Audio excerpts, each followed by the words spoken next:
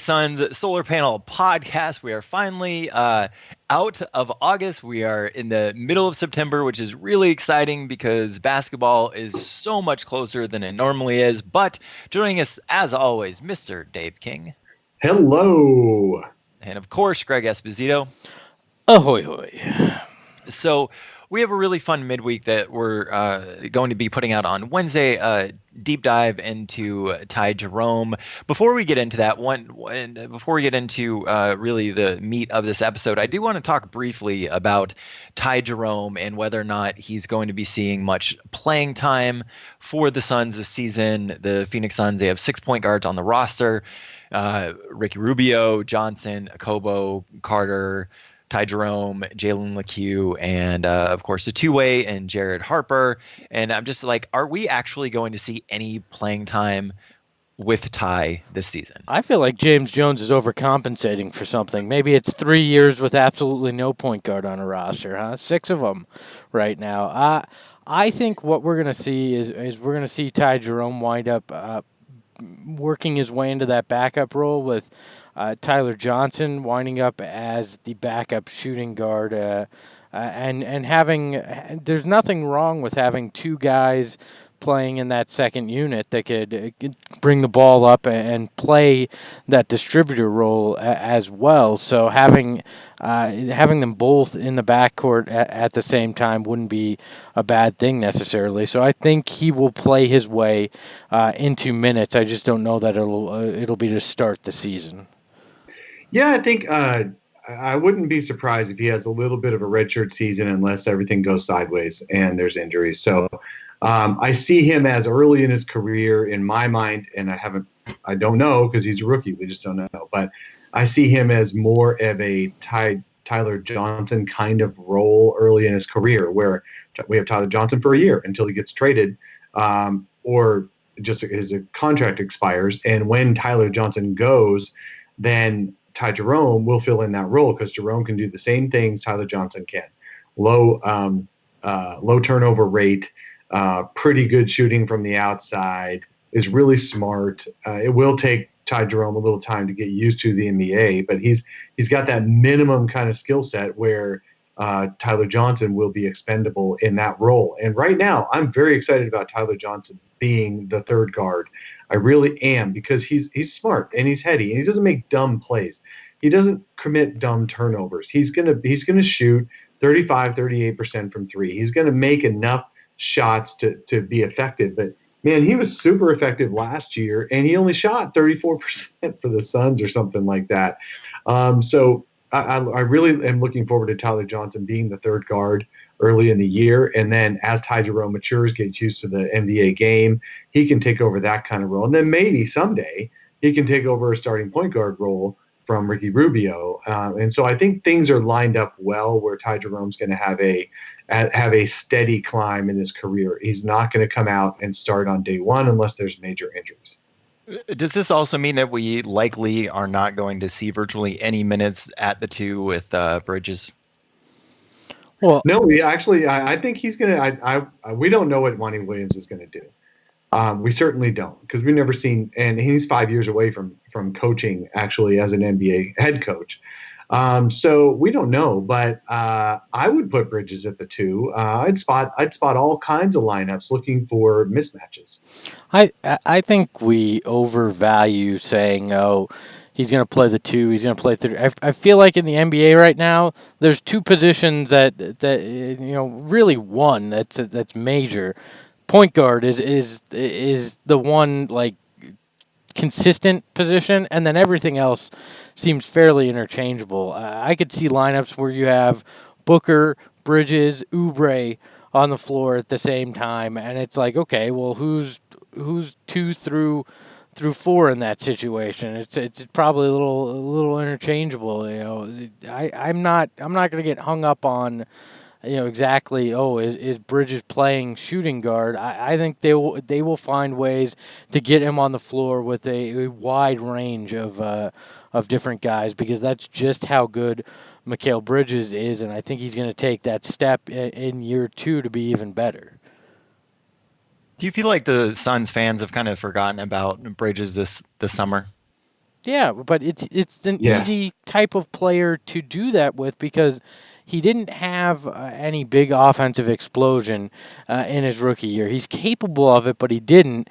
But he did all the little things. He did what needed to be done on the defensive end, and just did the smart things on the court. And that's an easy guy to overlook in an off season where there was a lot of change. But he's going to be one of the most consistent guys for the Suns this season. I have no doubt about that. Well, he's definitely, the thing is with Mikal Bridges is he's not a stat stuffer. So the dude can play 40 minutes and he wouldn't care if he's taking any shots. And he's not really a great rebounder. He's not a great assist guy. He will make assists. But you've got to actually put him into an offensive scheme to have him produce. He's not going to create it out of his back pocket. So the reason he's being forgotten is because he's never been the focal point of any kind of offensive scheme, and he in the NBA anyway, because he was averaged 17 points a game for in college for Villanova in his senior year. But he was another one who grew. He's very much like a Ty Jerome. Not comparing athleticism or upside or skill, but I just mean Mikal Bridges did 3 years and he started slow as a role player, and then he grew into a primary role in his third season in Villanova, and that's really what happened with Ty Jerome. So I don't know what we're going to get from Mikal Bridges, but he's not a type A. But you know what? I never would have called Kawhi Leonard a type A offensive personality. Someone just told him, look, man, you're a good shooter. You're a good playmaker. Go ahead and take that ball. But Kawhi doesn't like hijack an entire offense to do that. So I'm not comparing Mikal to Kawhi. I just think mentality-wise, they're the same kind of player where they don't have to have the ball all the time to be effective. We'll get 40 minutes out of Mikal Bridges, and he won't care what stats are on the board as long as the Suns won, and he played good defense. I would say if you don't think that Kawhi Leonard hijacks an offense, that you didn't watch very many Raptors games during the final 3 minutes. Maybe he's grown into it, so early in his career with Pop, and maybe it was Pop, but I never got the impression that Kawhi Leonard was a hijacker. He's not. Last year was a little bit wild watching the Raptors down the stretch. So I do want to. We don't do this as often anymore, but I really want to take an opportunity to thank a supporter of the podcast, and that is Daniel Babb. We really do appreciate you. And if you feel like you get a lot out of the podcast or the YouTube show, and you want to support us, you can do so with a $1, a $5, or a $10 a month donation. If you do the $10 one, I'll personally send you some sun swag. Also, we're going to be announcing our solar panel fantasy draft, and all the supporters of the show get first dibs on joining us for our fantasy league this year. All you have to do is look in the YouTube description below. If you're listening on the podcast, in the show notes, there's the support the show button. Just click that. It'll take you right over. So again, thank you so much, Daniel Babb, for supporting the podcast. Yeah, and if you're poor and you can't do what Daniel did, go over iTunes or wherever you're listening, leave a 5-star review, because I miss being able to say 5-star review. So well, we could read those on the show again. We could, but we've kind of grown past it. I'm just saying that's an option as well. If you don't want to fund Tim's glasses habit, you can at least feed our ego by leaving us a 5-star review. So we've been doing this series where we've been comparing the Phoenix Suns projected starting lineups compared to other teams in the West starting lineups. We did the first half of the West forwards on the episode before last, and this week we're going to finish it up. Next week we're going to finish up the series with DeAndre Ayton and Aaron Baines, comparing the Suns' center rotation to other center rotations in the West. So let's go ahead and recap who we have projected as the Suns starters in the West in the small forward and power forward positions. That is Kelly Oubre and Dario Saric. Their counting stats collectively between the two last season came out to 41.3. That's comparing points, rebounds, and assists. Their defensive advanced stats came out to a negative 0.2. That is defensive box plus minus, as well as defensive win shares. On the last episode, we had the Suns starting front court ranked better than the Mavericks, the Kings, the Nuggets, and the Wolves. and we had them worse than the Grizzlies, the Lakers, and the Clippers. On this episode, we are going to be comparing them to the Warriors, the Trailblazers, the Rockets, the Jazz, OKC, and the Spurs. Just a few good teams in that list, huh? The West is hard. So let's go ahead. And again, this is based on ESPN's projected starting lineup. So if you disagree, I don't really care. This is what we're going with. Okay. So starting this off with the Warriors, the projected starting lineup for the Warriors in the small forward position, a slight downgrade from Kevin Durant with Aflononzo McKinnie. Who? That's their small forward? Last year, and I do want to preface this saying last year. You know what, though? With the Warriors, I really think Klay Thompson will get a lot of small forward time. Well, sure. I mean, he's injured, so he's not going to be playing for a lot of it. Right. But, how did you forget that? It was kind of a major storyline in the finals, you know. Yeah, that's true. But going forward, once he gets healthy, I think he'll get a lot of small forward time now. Right. This is to start the season, so that's what we'll roll with. McKinney last season, 14 minutes, 3.4 rebounds, 0.4 assists. He had a negative 1.5 defensive box plus minus, a 0.9 defensive win shares. Draymond Green, their projected starting power forward last season, 7.4 points, 7.3 rebounds, 6.9 assists. Where it really shined was in the defensive metrics, 3.4 defensive box plus minus, 3.2 defensive win shares. Their counting stats, the Suns handedly beat them. Their defensive stats, though, all go to the Warriors, which is going to be sort of a common theme, I think, as we move forward through the Western Conference here. Yeah, and Draymond, for me, is enough to swing this to the Warriors because now that Kevin Durant isn't there with Klay's injury, I think we're going to see the Draymond that we saw, 3 or 4 years ago in their initial finals run, and is a truly special player, a guy that could easily average a triple-double on this roster with now that it has some holes. I just feel like his presence alone makes them slightly better than this Suns forward rotation. I'm sure I will take heat for that, but I'm just not going to bet against the guy like Draymond that is able to do pretty much everything on the court effectively. I just don't know that the Suns in totality can be better than that. Yeah, I'd have to go with that. If you're talking about the best overall player, it's obviously Draymond Green. He just signed that extension with the Warriors, and so he's settled in for the next 4 years. There is a chance that he's going to come in kind of fat and happy from the extension, but I really think now with Kevin Durant gone, he is going to see that he is the second best player on the team, and he's going to just come in ready to go and playing his best basketball. And with Draymond Green, that's pretty incredible. So definitely, even if it's Aflononzo McKinnie or whoever as the small forward, Steve Kerr is going to make it work by putting in shooting, and I think definitely we've got to give the edge to the Warriors team. I don't see how you couldn't. I see an argument for the Suns, but I ask myself, would I rather have McKinney and Draymond over Saric and Oubre? And at the end of the day, if a figurative gun was pointed at my head, I would probably go with Draymond there, just for his defensive ability alone, his passing. There's some obvious shooting issues that I don't think you should overlook. But then again, the Warriors they can shoot the ball pretty well.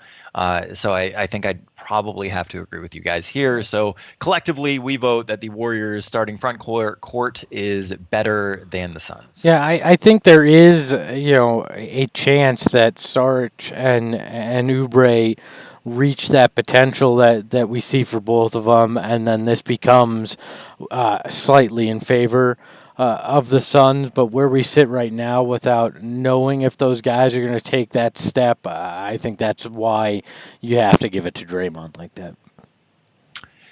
All right, so unanimous, which doesn't happen a whole lot unless we're apparently talking about the Rockets or the Lakers. So the Trailblazers, Rodney Hood, 9.6 points, 1.7 rebounds, 1.3 assists, negative 1.2 defensive box plus minus, a 0.5 defensive win shares. Their projected starting power forward, Zach Collins, last season, 6.6 points, 4.2 rebounds, 0.9 assists, a 3.3 defensive box plus minus, and a 0.3 defensive win share. I actually did not know that Zach Collins was that good, at least in the advanced statistics on the defensive end. A bit of a surprise to me. Counting stats, 24.3 for the Trailblazers. Not that great. Their defensive advanced numbers, 2.9. Where do you guys fall on the Suns starting front court versus the Trailblazers? Give me the Suns every day and twice on Sunday. I just like what the Suns group there with Saric and Oubre has potential-wise and what they can do and what both of them have already proven compared to the Blazers. Obviously, the Blazers as a team are better than the Suns, but if we're just isolating on forwards as we are in this here, I'm going to take the Suns. Yeah, exactly. If you're going to just focus on the forwards, the power forward and the small forward, the Suns got to have the edge here. I totally agree. I think they're going to really miss Al-Farouq Amino because of the way he played defense. He was like their little version on defense anyway, like a Draymond Green, where he could just guard just about anybody on the floor. And he started making a good amount of threes at the end. Zach Collins is totally different player, and he will be effective in his spots, but he'll also be very inconsistent. So I just don't see the Blazers. And in fact, I just don't see the Blazers outplaying the Suns at those two spots. Obviously, at other spots, the Blazers are pretty damn good.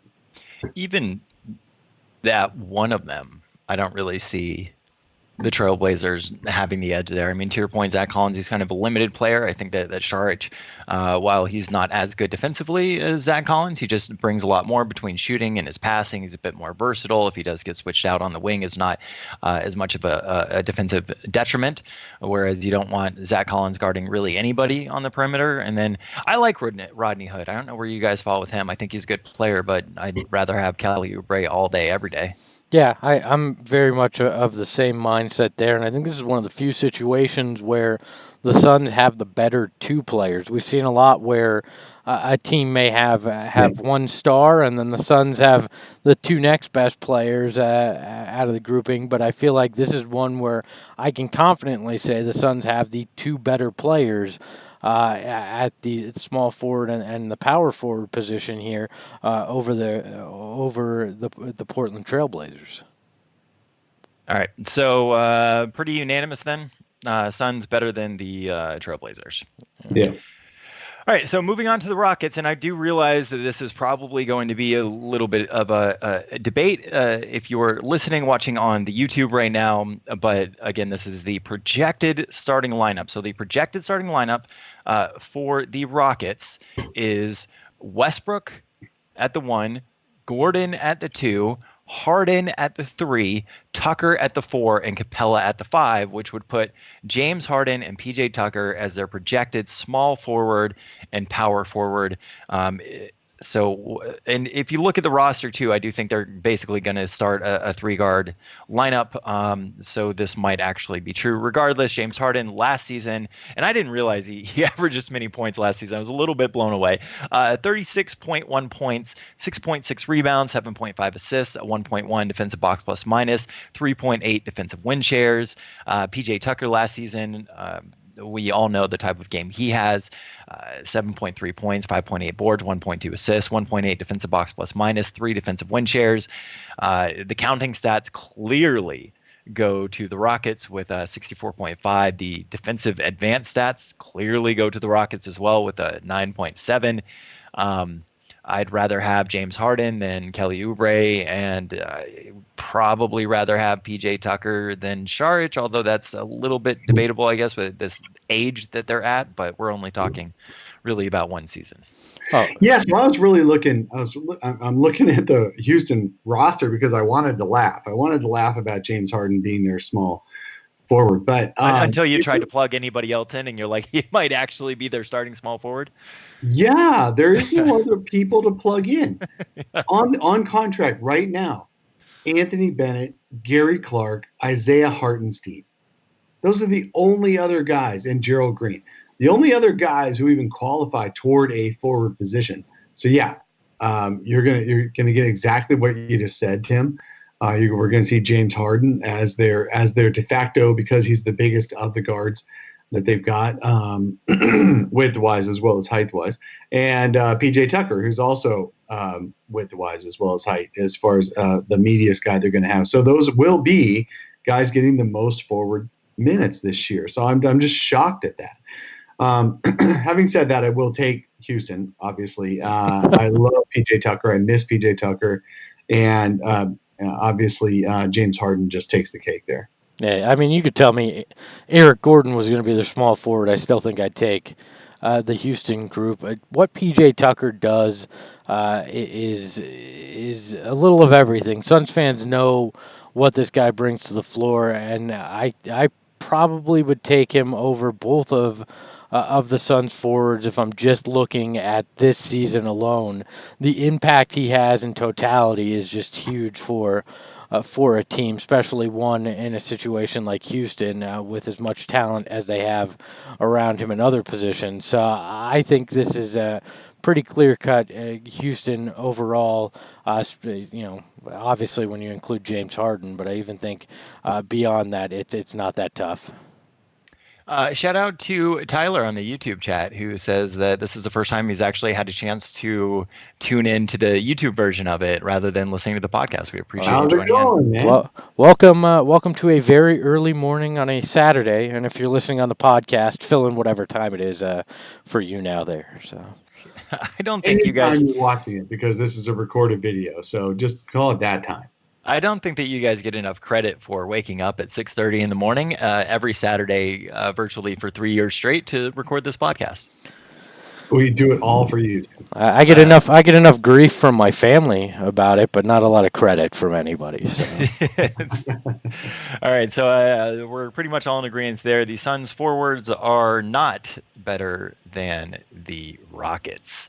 Okay, let's move it on to the Jazz. This is an interesting one. I'm excited to see your guys' take on this. So the Jazz projected starting lineup: Joe Ingles as well as Bojan Bogdanovic. Joe Ingles last season, 12.1 points, 4 rebounds, and what came as a fairly big shock to me, I did not realize this, 5.7 assists, 0.8 defensive box plus minus, 3.6 defensive win shares. Bogdanovic last season, 18 points, 4 rebounds, 2 assists, negative 1.4 defensive box plus minus, 2.8 defensive win shares. Counting stats do slightly favor the Jazz at 45.9, and the defensive advance metrics definitely do favor the Jazz at 5.8. Yeah, I was really trying hard to argue with you again on who will be the starting forwards, Tim, but I'm pretty sure you're right. Neither of those guys is a power forward, Bojan Bogdanovic and Joe Ingles. Neither is, but the Jazz are clearly going to have to go with the Western Conference does not have a lot of power forwards, period. They really don't, traditional power forwards. So while some people would say, oh, well, that means Saric can't play. Well, it also means Saric might have an advantage in some ways, as far as at least rebounding positioning. The guy doesn't have huge length, but he does get himself to the right spots rebounding. So that at least the Suns won't get killed in that area, because a lot of the West is smaller. So when you put those two Jazz forwards in the lineup, offensively they're gonna be better than the Suns guys for sure, absolutely, and defensively. On perimeter defense and stuff like that, they'll be pretty good. Bojan is not much of a defender, but he's better than than a lot of guys. So he's pretty good. Joe Ingles is pretty good defensively. They're good enough to get in passing lanes and make sure that there isn't just free drives to the rim. But even if there is, you got Rudy Gobert back there. So there's a lot of defensive mistakes that can be covered up by Rudy Gobert. So really, I've got to give the whole advantage to the Jazz for sure at the forward spot. Is there a more Utah front court ever than Joe Ingles and Bojan Bogdanovic there?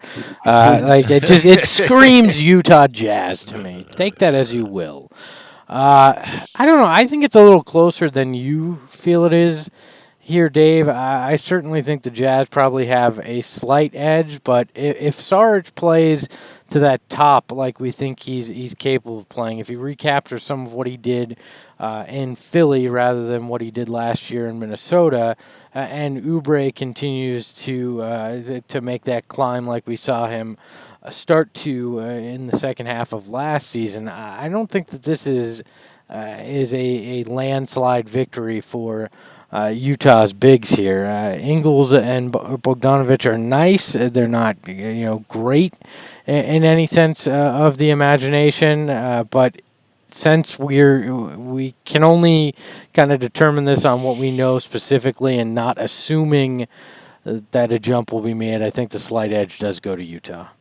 See, the only reason why I really don't agree with that sentiment I don't like to use this from a accounting stats perspective, and that's where I think when we're comparing the Suns forwards, they're really at a disadvantage here, is that Saric just didn't play a lot with the Timberwolves last year, and I think that this year he's going to be playing a lot more. He's going to be much more of a focal point within the offense, within the defense, really within the entire scheme, and I think that we're going to see a lot more out of him with the Suns than we did with the Wolves. And so to that aspect, I'm like, Joe Ingles versus Kelly Oubre. If we get the Kelly Oubre that we got the last 10 games of the season, and I don't see any reason why we wouldn't, he's on the upswing at this point in his career, whereas Joe Ingles is really at the peak, if not maybe slightly even just past the peak of his career.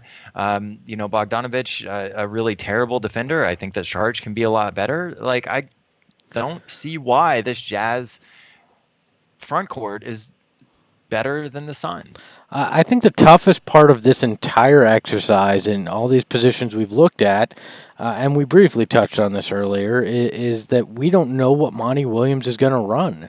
There are more questions right now about this Suns team and what's going to happen. And unlike seasons past, these are good questions. They're things that are truly interesting. They're not doom and gloom kind of questions, but there's a lot of unanswered aspects of this entire puzzle that we don't know. And we're guessing at best, trying to fill that in. We have no clue what the defensive scheme, what the offensive system, any of these things, or what Monty's rotations are even going to look like, because we don't have any real good feel for what he's going to do, because he hasn't been a head coach in a while. So I'm very much with you, Tim, here. I can easily see the Suns forward group being better than Utah, depending on how Monty Williams utilizes Dario Saric. What are we looking at? How does he mold Kelly Oubre? I mean, these are exciting questions, just ones we don't have real answers to right now. Yeah, absolutely. Greg, you're exactly right. We don't know what Monty Williams is going to do. And you can't really compare a 5-year-old scheme, from back when he was with the Hornets / Pelicans. You really can't compare that. He had a totally different roster. It was a different age of the NBA. He's been an assistant for a few years. Excuse me. Sorry, guys. He's been an assistant, but he's seen some different offenses. So who knows what he's going to bring now? Well, he's worked with Pop, and he's worked with Brett Brown. I mean, there's guys that I'm sure he's learned and gleaned a lot from in this time that he's going to bring into this and have a different perspective than the last time we saw him calling the shots. So let's go ahead and take a vote then. I am going to be the Suns optimist in this group, and I'm going to go ahead and vote that the Suns front court is going to be better than the Jazz. Where do you guys land? Screw it. I'm gonna roll the dice. I'm gonna break the rules a little bit. I'm gonna go with the Suns as well, because I think what Monty winds up doing is enough to push them over. Because I think this is a pretty close, and I think they'll get the slight edge here. You guys are clearly not thinking about how Joe Ingles plays against the Suns. The dude kills the Suns. So in any kind of matchup, I think that the Jazz are going to blow the Suns out. I just do from those two guys. Bojan's going to make a ton of shots, and Joe Ingles is going to make a ton of passes and killer threes. He'll probably go 6 for 8 in one of these games next year. So I can't do anything but call the Jazz, and I think my vote is so strong that it outweighs you two. It's not quite how this works. All right, moving on to OKC. Let's see. Projected starting lineup: Terrence Ferguson, the small forward position, last season 6.9 points, 1.9 rebounds, 1 assist, negative 1.9 defensive box plus minus, 1.6 defensive win shares.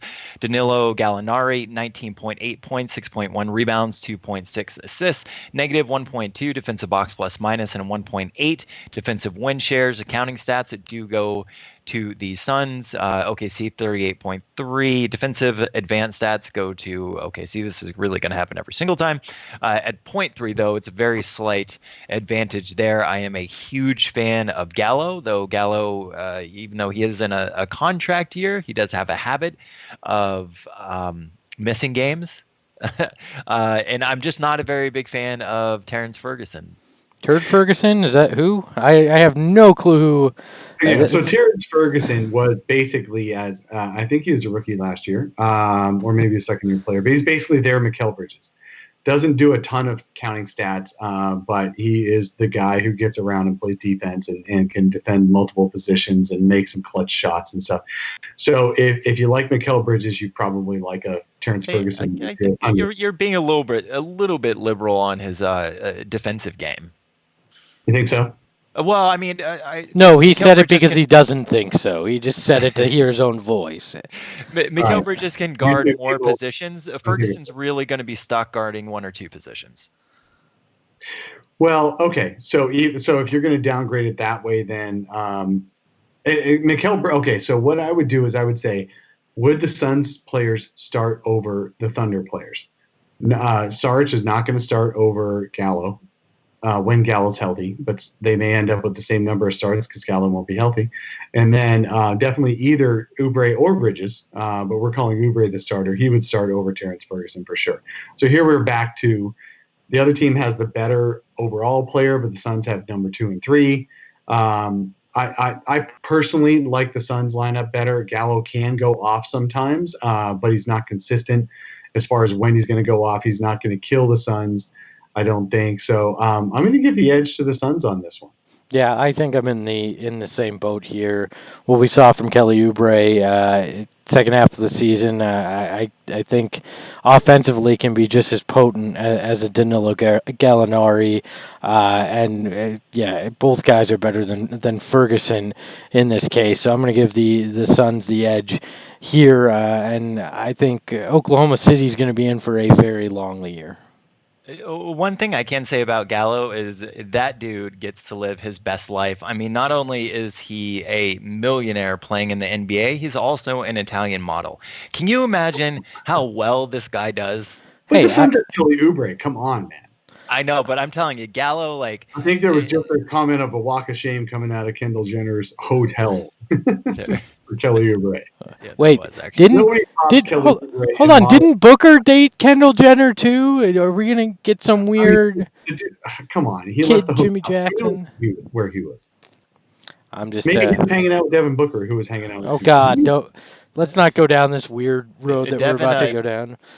Devin Booker lives his best life too. There's let's just say they all get it. Let me tell you, as a fellow Italian model, it is a life that you would all love to live. You plus size model. I am. I'm an Italian plus size model. Italian South Park model. Yeah. Which, let's be honest, have you seen the kind of food Italians eat? I fit more of the mold of Italians than Danilo Gallinari does. So. It's so funny, man. When I was over in Italy, there were not people as hefty as Americans. You're in the wrong parts of Italy, then. They walk everywhere. You're in the wrong parts of Italy. That's funny. Fabio on the YouTube chat, he says Gallo might be a model, but we got Rubio and Oubre, so the best looking team still. And not to mention Devin Booker's not an ugly guy. I've had many exes who the only reason why they would watch Phoenix Suns basketball with me was so that they could watch Devin Booker, and it wasn't for his basketball skills. Well, let's be honest. Our pretty boys actually have a mean streak where I'm not sure Danilo Gallinari does. So. Kelly Oubre does have a mean. He plays really tough when he's on the court. Yeah. I've always wondered if he's actually ever even listened to the Misfits one time. Kelly? Yeah. Why? Because he has a giant Misfits tattoo. Dave, can you please ask him the next time you interview him? Because I've always been very curious about this. I will ask him on your behalf for sure. Yeah. Okay, moving on to. Why would he have a tattoo if he's never listened to them? I don't know, but he doesn't strike me as somebody that listens to the Misfits. Moving on to the Spurs. No, it's not racist. Where is it? Tim, I'm kidding. It's a giant Misfits tattoo on his leg. Now I've seen what he's listening to, and it's nothing like the Misfits. Okay. I'll ask him. Yep. All right. So the Spurs, last team we're going to compare here. The projected starting lineup, DeMar DeRozan last season, 21.2 points, 6 rebounds, 6.2 assists, a 0.5 defensive box plus minus, 2.6 defensive win shares. Rudy Gay last season. I do want to preface this saying that Rudy Gay is on the downside of his career, so I think we need to look at this a lot like we looked at Paul Millsap. Regardless, last season, 13.7 points, 6.8 rebounds, 2.6 assists, a 0.8 defensive box plus minus, 2.2 defensive win shares. Counting stats clearly go to the Spurs at 56.5. Defensive stats go to the Spurs at 6.1. Dave, you can go first here. Yeah, no, look, I want to give it to the Suns. I think the Spurs are going to win these games. I think somehow Rudy Gay or DeMar DeRozan are going to make the big shots. But the Suns have been, if they've been fairly successful against any teams in the past couple of years, it's for some reason been the Spurs. So I want to give the edge to the Suns on this. I've never been a huge fan of Rudy Gay, and I've never been a huge fan of DeMar DeRozan as far as their games, but they are good players. And Popovich, who's getting really used to seventh place finishes, even through FIBA.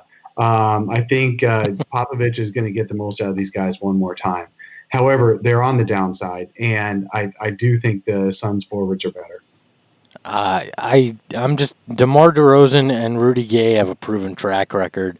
I get that they're older, in particular with Rudy, but you put that in with the fact that they're working with Greg Popovich in a system that continues to prove itself out, except on the international stage.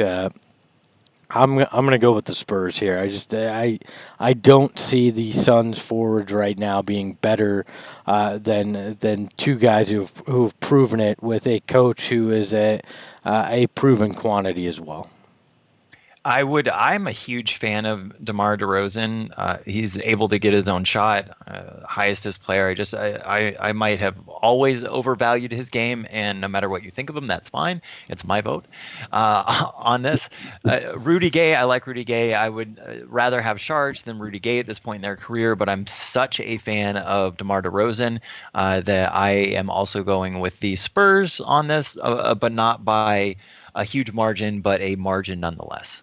Well, if you go by who you would start, I think an NBA coach who wants to win games would start Gay and DeRozan over Sharge and Oubre for sure. I don't think there's a question on that. So in that regard, you would have to give the edge to the Spurs, even though I previously said the Suns, and I'll stick by that because I don't like the Spurs. All right, so let's go ahead and wrap this up. So we have that the Suns have the 6th best starting front court in the Western Conference, being just behind the Grizzlies, Lakers, Clippers, Warriors, Rockets, and Spurs, but being better than the Mavericks, the Kings, the Nuggets, the Wolves, the Trailblazers, the Jazz, and OKC. Man, I think we're homers. Oh, maybe just a little bit. We had the Suns starting backcourt as being the 7th best in the West. So now if we've just been looking at the starting lineups versus starting lineups, so far we have them projecting out to be the 6th or the 7th best in the Western Conference. Yeah, but they're not good uh, team. but And once we but get the center, the same kind of thing is going to end up because we'll prefer Ayton over most of the centers other than a handful. So, yeah, are the Suns the sixth, seventh, eighth best team in the West? No. No, because when you're looking at it as individual parts, it's different than when you're putting it together as a team. And how is this going to mesh, and how are they going to play? I mean, individual talent is a different ball game than looking at it as a team. Now, is this team vastly improved from where it was? Yes. If we had gone through this exercise last year, it would have been laughable in a lot of areas as to where the Suns ranked, but they've put true NBA talent at these spots now. Now it's all about, do they come together? How do they mesh? What does the system look like? What is the locker room chemistry? If that comes together, maybe they surprise. Maybe they are the ninth, the eighth, ninth, 10th best team in the Western Conference this year. But that's a lot that has to come together before this. And So you're if we not take, talking bench either. So yeah, if we take rookie year coaching out of it, let's say Monty Williams had been there a few years or whatever. Let's do this. If taking the first year coaching out of it, where it takes a while to ingrain your new system, players can't learn it and all that. If you give this roster to Terry Stotts in Portland, would this roster make the playoffs if Terry Stotts' scheme was all settled, and this is just suddenly a new roster from over the summer? Maybe. I think that this team could surprise. I think it's about the coaching is what I'm trying to get at. I think Greg Popovich could get this team into the playoffs. I think Terry Stotts could. I think Rick Carlisle would make this team pretty good as well. I think the variable now, I guess, is the coaching. And one thing working against Monty Williams and his staff is it's the first time they've worked together, and they've never instilled a system that players have to come in and learn. I don't think it's just the coaching, though.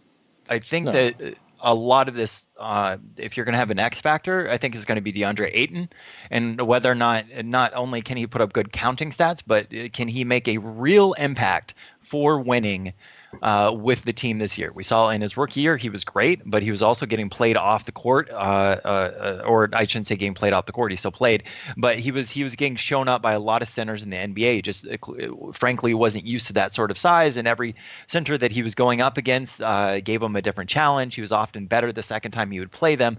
But if DeAndre Ayton can be a real impact player, I think that this team could go really far.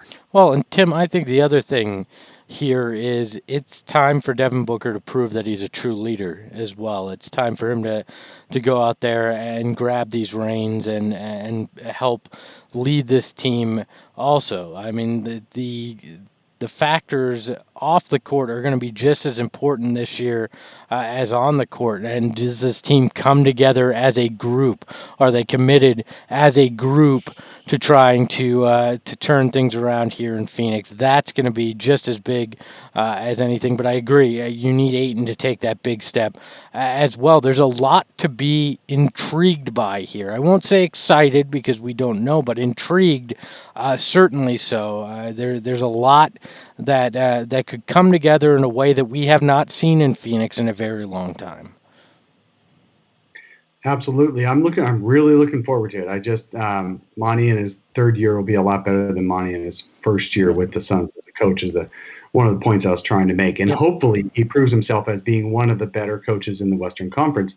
That's what's really going to make I just think it does make a difference. I don't think it's the key. I think, Tim, you're right. DeAndre Ayton becoming an important number two player rather than just the number two player on the Suns is hugely important that he gets better. For sure. But the coaching is going to help that. And the coaching staff, I like the coaching staff that Monty Williams has put together. They've been long-term assistant coaches, well, at least two or three of them. And then you've got a couple of new guys like Steve Blake, for example, on the roster who just knows how to win, and he knows how to make a difference. So I'm really looking forward to how this coaching staff meshes. It's not new guys. If we had done this whole exercise Greg mentioned a few minutes ago, it would have been funny a year ago. Well, we'd have had a whole different take a year ago. A year ago, we just said we really like the potential of these guys because, we're always kind of positive about the team.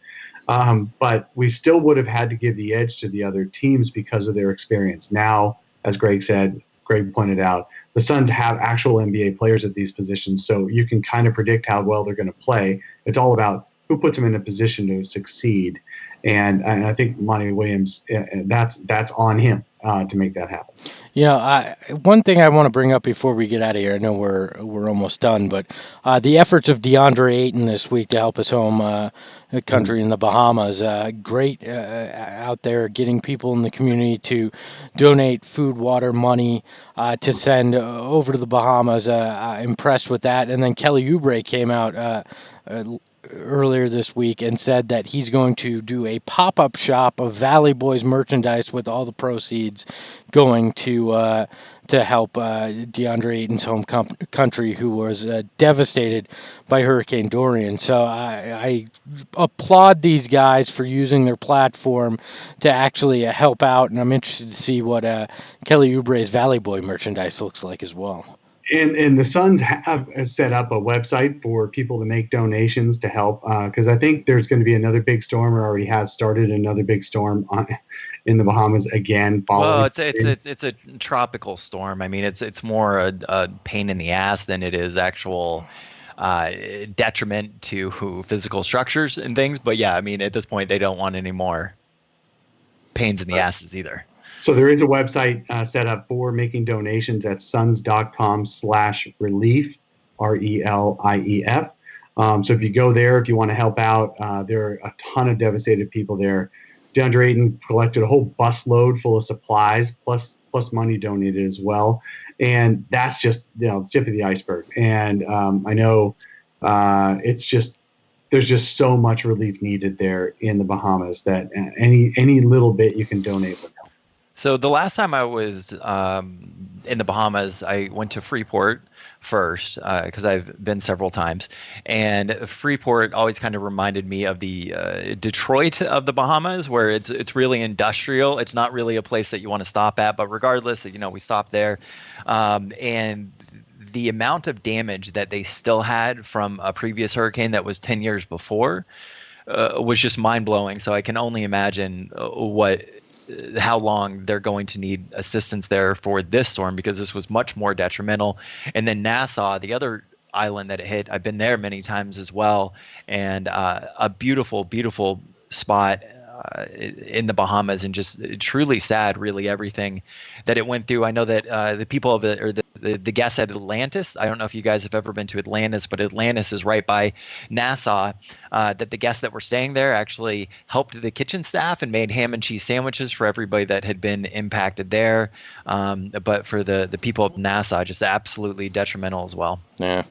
But I just, it's impressive to me that these guys, I know it means something, obviously, to DeAndre, and it's heartwarming to see when guys use their platform like this to do something to help people that they truly care about. So I just wanted to take the time to tip my hat to DeAndre for doing that. And if we ever get our Basin Boys merchandise rolling, we'll do a pop-up store. And we'll donate our money there, because as the great Ron Wolfley mentions, it's not really a valley here. It is a basin when you're looking at it. So we will be the Basin Boys. So.